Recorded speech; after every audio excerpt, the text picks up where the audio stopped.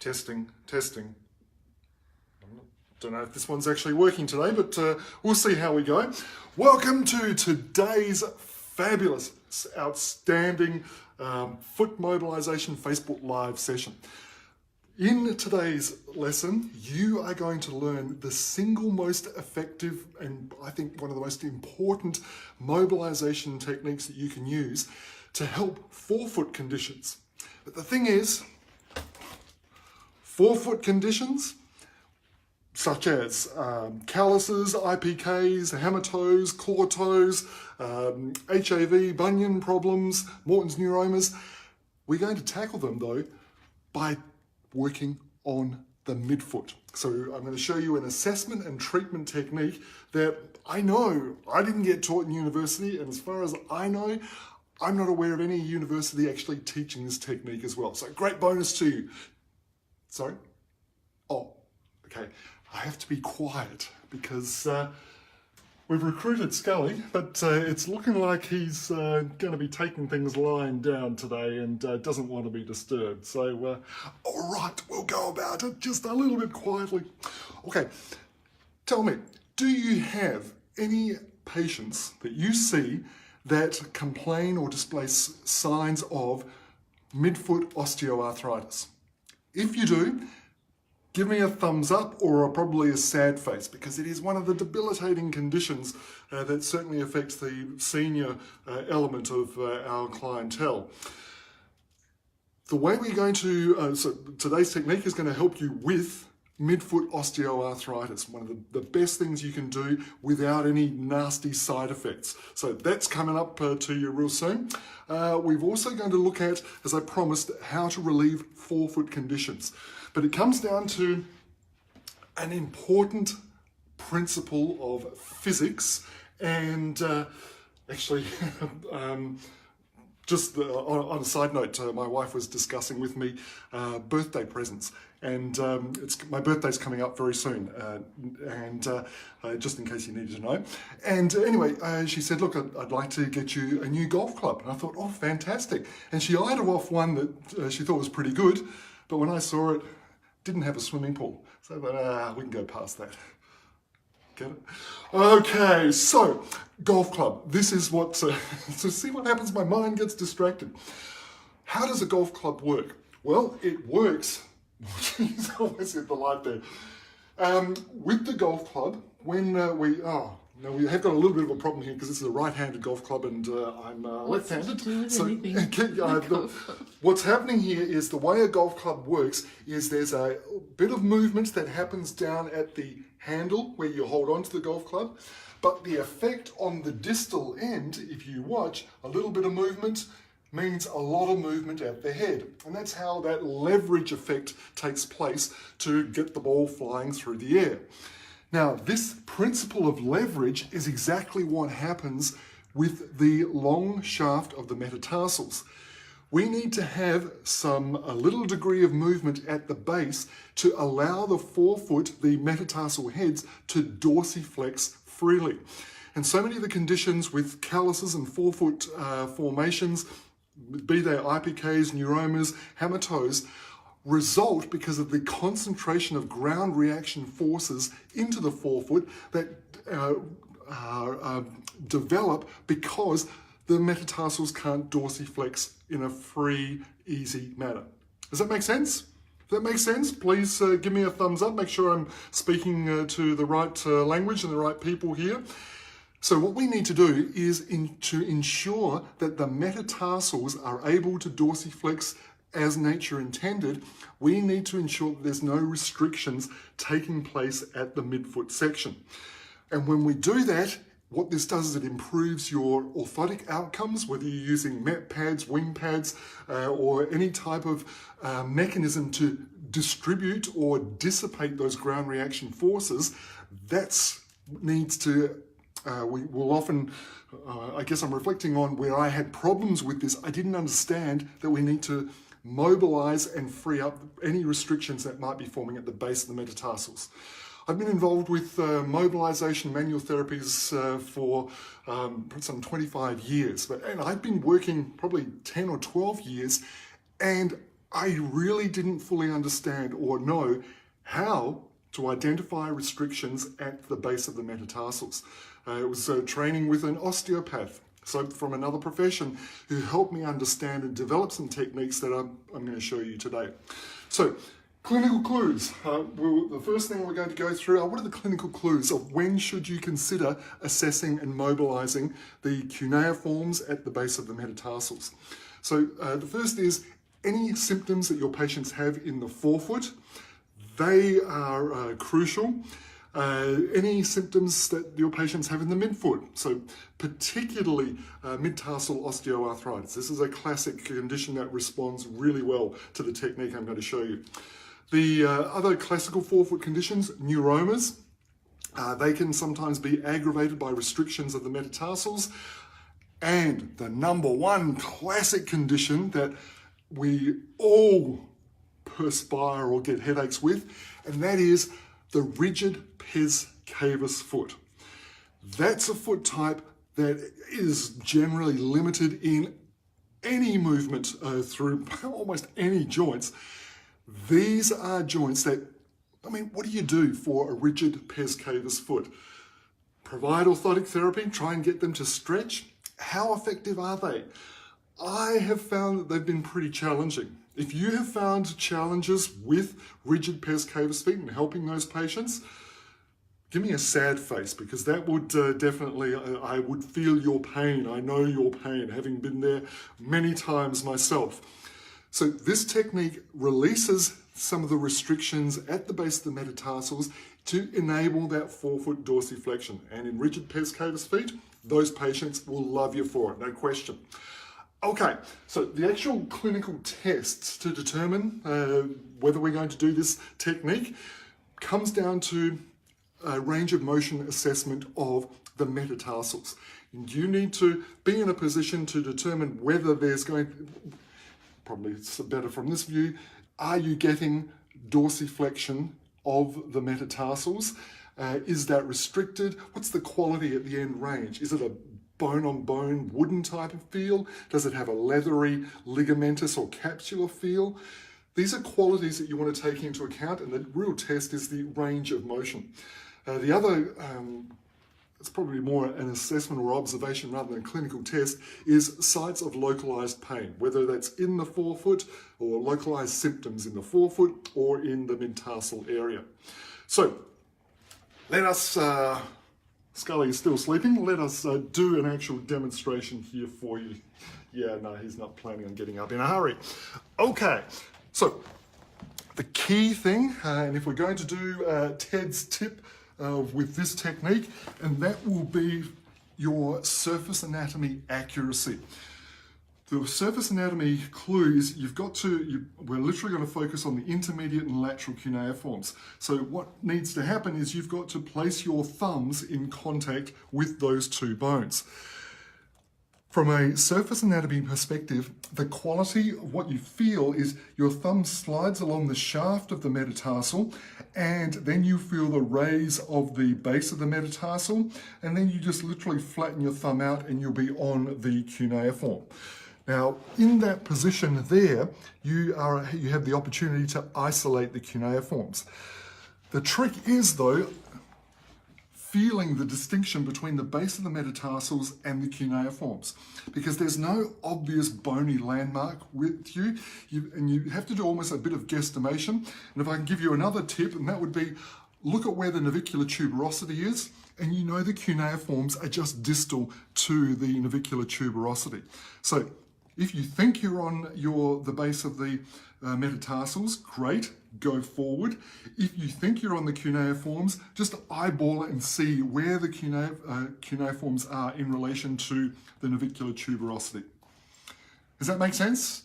If you've experienced or tried to identify the cuneiforms and if this is making sense to you, please give me a thumbs up, and just so I know that we're kind of on the same page here.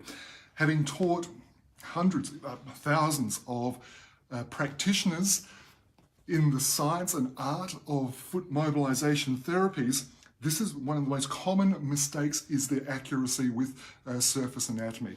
where they think they're on the cuneiforms, they're actually on the base of the metatarsals. So if you only take one thing from this lesson, be accurate and spot on with your surface anatomy contact points.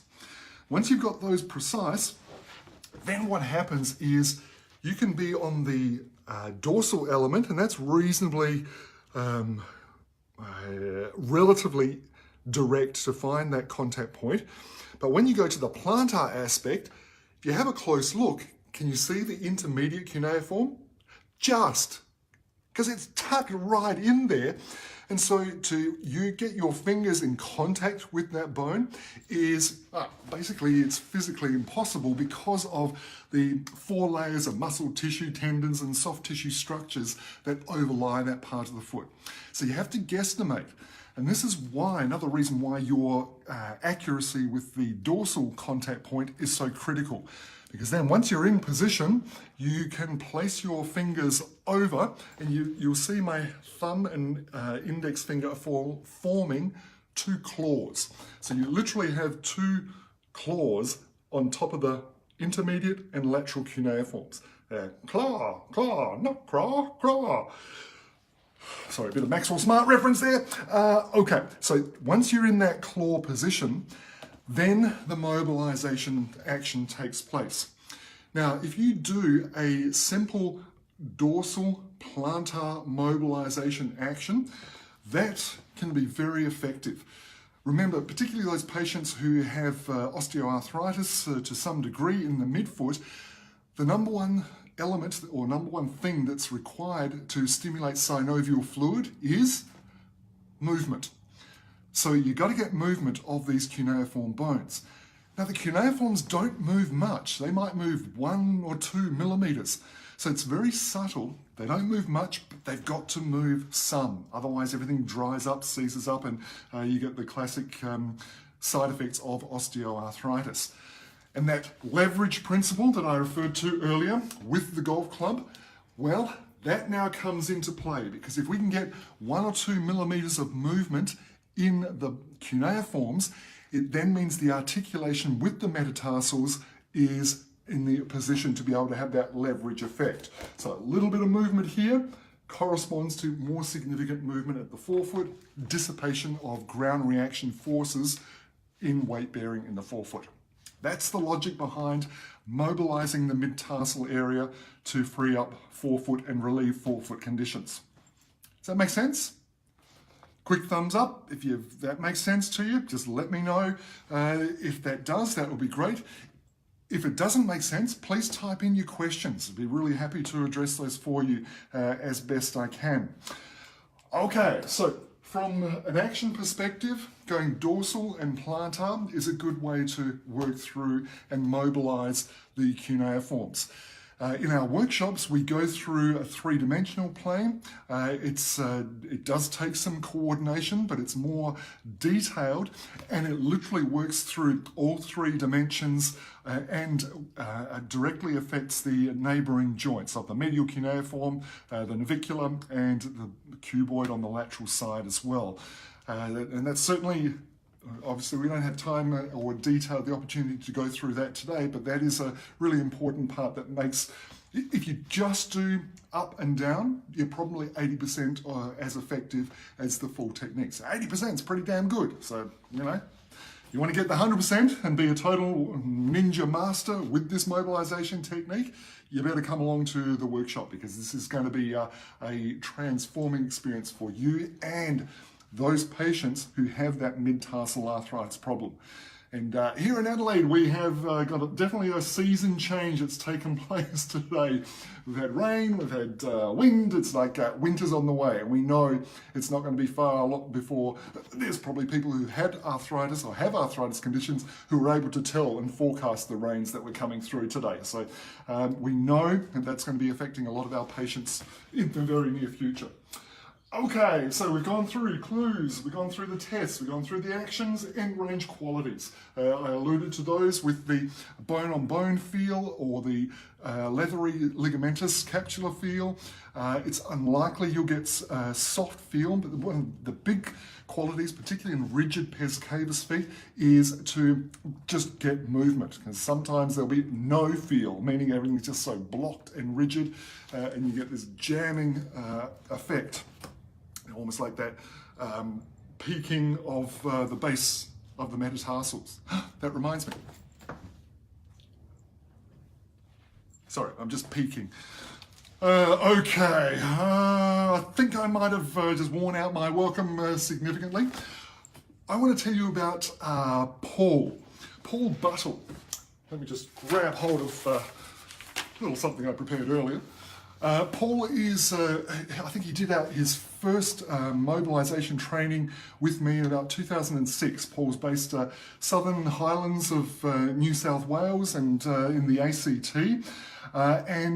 He sent me this message. Okay, so he's the good thing about Paul. He has done a number of done our level 1 mobilisation. He has reviewed that. He's also done advanced training with us. So he's been working on his manual therapy skills extensively because of this. This is the message he says. Ted, the patient rings you the next day and asks for the FMT treatment, custom orthoses, and refers 3 friends for the same treatment because it worked so well. This happened to me today after treating a 50s female with severe midtarsal area osteo and pain. Now, what Paul is, I mean, imagine that happening in your clinic where you work through the mobilisation, give someone with midfoot arthritis tremendous relief, and they're referring 3 friends for same treatment with custom orthoses.